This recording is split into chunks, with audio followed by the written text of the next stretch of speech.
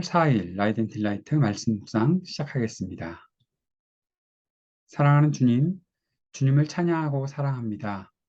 날마다 베푸시는 주님의 한결같은 사랑을 오늘도 경험하며 주님 말씀 안에서 평안을 누릴 수 있기를 간절히 기도합니다. 연약한 이 우리를 또 아픈 이웃과 이 세상을 긍휼히 여기시고 주님의 은총을 베푸시어 치유와 회복의 역사가 나타나게 하옵소서. 성령의 충만을 오늘도 우리에게 허락하시옵소서. 예수님 이름으로 기도합니다. 아멘.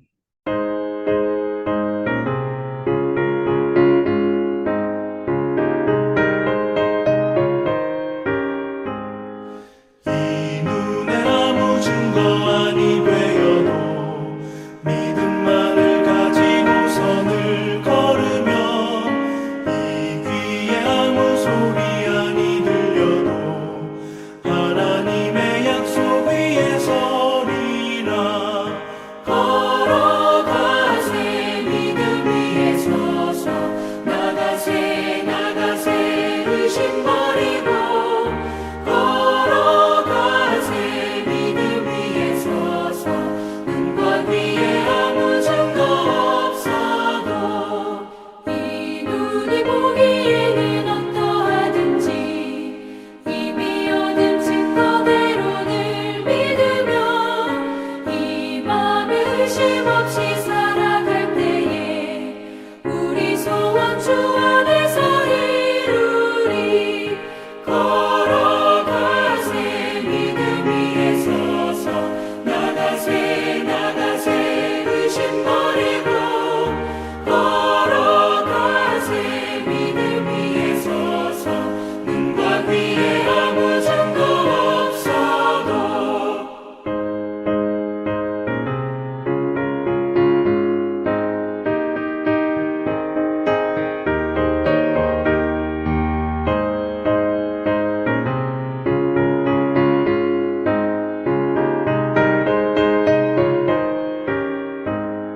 주님의 거룩함을 두고 맹세한 주 하나님 아버지는 참 이쁘다.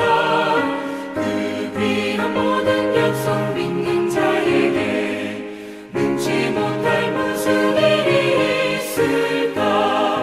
걸어가세 믿음 위에 서서 나가세 나가세 의심 버리고 걸어가세 믿음 위에 서서 눈과 귀에 아무 증거 없어도.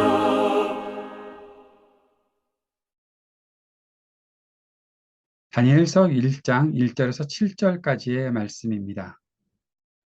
유다의 여호와김 왕이 왕위에 오른 지 3년이 되는 해에 바빌로니아의 느부갓네살 왕이 예루살렘으로 쳐들어와서 성을 포위하였다. 주님께서 유다의 여호야김 왕과 하나님의 성전 기물 가운데서 일부를 느부갓네살의 손에 넘겨주셨다. 그는 그것들을 바빌로니아 땅 자기가 섬기는 신의 신전으로 가지고 가서 그 신의 보물 창고에 넣어두었다.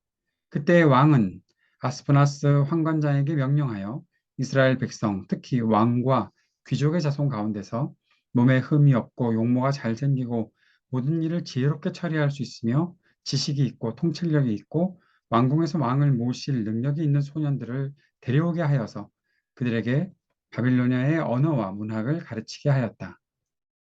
또한 왕은 왕궁에서 날마다 일정한 양을 정해서 음식과 포도주를 그들에게 공급하도록 해주면서 3년 동안 교육시킨 뒤에 왕을 모시도록 하였다. 그들 가운데는 유다 사람인 다니엘과 하나냐와 미사엘과 아사랴가 있었다. 환관장이 그들에게 이름을 새로 지어 주었는데 다니엘은 벨드사살이라 하고 주었는데 하나냐는 사드락이라고 하고 미사엘은 메삭이라고 하고 아사랴는 아벳느고라고 하였다. 다니엘서 묵상을 오늘부터 시작합니다. 우리가 다니엘서를 묵상해 나가면서 또 하나님께서 우리 안에서 어떠한 일들을 이루시고 말씀하실지 기대하는 마음으로 하나씩 말씀을 묵상해 나갔으면 좋겠습니다. 역사적으로 BC 600년경 아시리아가 몰락하고 또 바빌로니아가 새롭게 부상하는 이 일들이 있었습니다. 세계 정세가 굉장히 급변하는 때가 된 것이죠. 바빌로니아의 왕은 느부갓네살이었는데 이 왕은 젊은 나이였지만 열정과 지도력을 가지고 바빌로니아를 일으키고 있었다라고 전해집니다. 유다는 여호야김이 왕이 된 지 3년이 되는 해에 느부갓네살에게 침략을 당했습니다. 느부갓네살은 갈그미스에서 승리한 후에 예루살렘을 위협했고 포로들을 바빌로니아로 끌고 갔습니다. 이 포로들 중에 다니엘과 세 친구가 있었던 것이죠. 다니엘과 하나냐, 미사엘, 아사랴는 아마 어린 나이였던 것으로 보입니다. 어떻게 바빌로니아의 포로로 와서 왕궁에서 교육을 받게 되었는지 정확하게 알 수는 없지만 오늘 본문에 나타나 있는 바로는 그들은 이미 유다에서도 왕궁에서 교육을 받고 좋은 교육을 받았던, 그래서 그들의 어떤 미래가 어느 정도는 보장되어 있었던 그런 소년들이 아니었을까 생각해 보게 됩니다. 그들은 아마 10대의 소년들이 아니었을까 생각되는 것이죠. 하지만 이제 그들은 적국에서 낯선 문화와 언어 그 안에서 살게 되었습니다. 이방신들, 우상들 아래에서 생활하게 되었던 것입니다. 이것은 아마도 그들에게는 굉장히 어려운 일이었을 것이다 생각할 수밖에 없죠. 그것의 아주 대표적인 것이 오늘 7절에서 다니엘과 세 친구의 이름이 모두 바빌로니아 신들과 관련된 이름으로 바뀌었다는 것입니다. 일제 강점기 때에 우리나라 사람들의 이름이 창씨 개명을 통해서 원래 가졌던 이름들이 다 일본식으로 바뀌었던 그런 때가 있었고 그때가 상당히 어려운 때였다라고 우리가 알고 있는데 마찬가지로 유다에서 살았던 다니엘과 이 세 친구들의 이름이 이제 벨드사살, 사드락, 메삭, 아벳느고 모두 그렇게 지어졌다는 것이죠. 이것은 아마 그들에게는 굉장히 치욕스럽기도 하고 어려운 일이 아니었을까 싶습니다. 근데 재미있는 것은 우리는 다니엘은 다니엘이라고 계속해서 얘기하는데 다니엘의 이름이 바빌로니아식으로 벨드사살이라고 바뀌었다는 것은 별로 그렇게 많이 기억하지 않고 사드락, 메삭, 아벳느고 이 이름들은 원래 그들의 이름보다 더 많이 기억하고 있다는 것, 이것도 참 재미있는 일이 아닐까 싶습니다. 아시리아가 몰락하고 바빌로니아가 부상하고 유다가 패배하고 이 모든 것들이 급변하는 세계의 정세가 있었다는 것들을 우리에게 보여주는데 우리가 오늘 초점을 맞추게 되는 말씀 중에 하나가 바로 2절입니다. 이 모든 것에 주님께서 이렇게 그들에게 넘겨주셨다라는 겁니다. 주님께서 하셨다라는 것이죠. 때로 하나님께서 하시는 일은 사람의 경험과 역사에 대한 이해 등으로는 받아들이기 어려운 것들이 있습니다. 왜 하나님께서 하시는 일인데 하나님의 성전 기물이 이방의 신전 보물 창고에 들어가게 될까요? 왜 하나님께서 하시는 일인데 하나님의 언약 백성이 패배하고 포로로 끌려가게 될까요? 이런 일들은 우리가 어떻게 이해해야 합니까? 하나님이 왜 자기 백성을 패배하게 만드실까? 물론 어느 정도 우리가 알고 있는 것들도 있겠지만, 알 수 있는 부분들도 있겠지만, 하나님이 왜 이렇게 어려운 일들을 이들에게 행하고 계실까? 그것을 그들이 바빌로니아가 그렇게 하지 않고 왜 성경의 저자는 주님께서 그렇게 하셨다라고 말하고 있을까? 오늘부터 우리가 다니엘서 묵상을 시작하면서 우리가 다니엘서 묵상을 단순히 끝까지 순전하게 믿음을 지키는 다니엘과 세 친구의 용기, 그들의 믿음, 그 정도로만 묵상하게 되지 않았으면 좋겠습니다. 만약 그렇게 묵상한다면 우리는 다니엘서에서 계속 이어지는 묵시에 대해서는 이해할 수가 없을 수밖에 없지요. 보통 다니엘서 1장부터 시작해서 음, 많이 나아가 봐야 6장 정도 그렇게 해놓고 나서는 그다음부터는 도대체 말씀이 뭐가 있는지도 기억하지 못하는 이유는 바로 그런 것이 아닐까 싶습니다.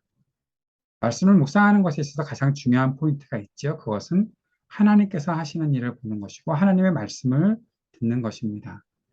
하나님께서 그렇게 일하고 계실 때, 역사하실 때 그 앞에 살아가는 사람들의 모습이 그 속에서 관찰되어야 되는 것이죠.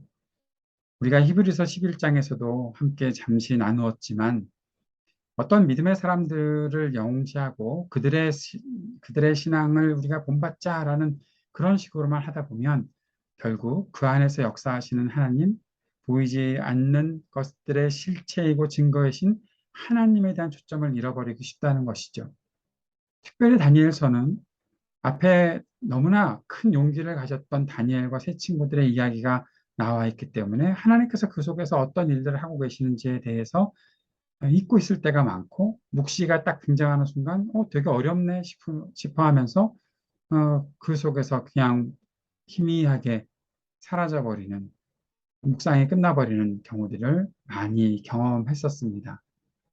오늘부터 시작하는 이 다니엘서 묵상이 우리가 하나님께서 어떤 말씀을 하시는지, 하나님은 어떤 일들을 하시는지, 하나님께서 무엇을 선지자에게 보여주고 계시는지, 그렇게 말씀하시는 그 하나님은 어떤 분이신지, 거기에 우리가 초점을 맞추고 함께 묵상해 나갈 수 있으면 좋겠습니다. 만약에 그렇게 한다면 우리의 생활에 많은 어려움이 찾아올 수 있을 때에도 끝까지 주님을 향해서 초점을 잃지 않는 사람이 될 거라 그렇게 믿습니다.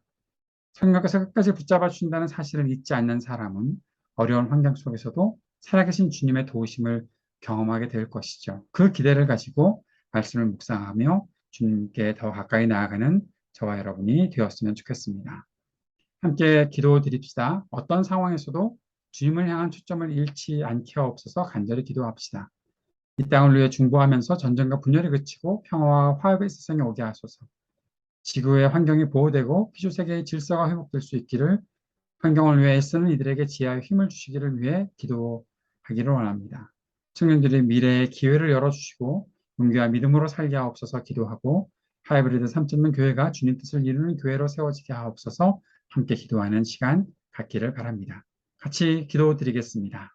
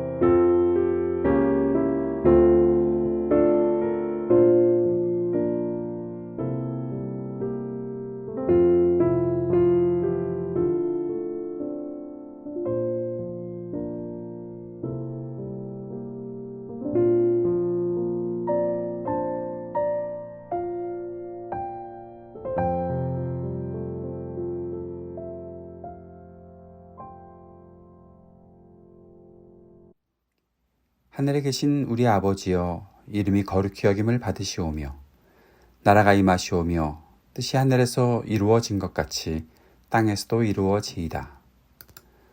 오늘 우리에게 일용할 양식을 주시옵고 우리가 우리에게 죄 지은 자를 사하여 준 것 같이 우리의 죄를 사하여 주시옵고 우리를 시험에 들게 하지 마시옵고 다만 악에서 구하시옵소서.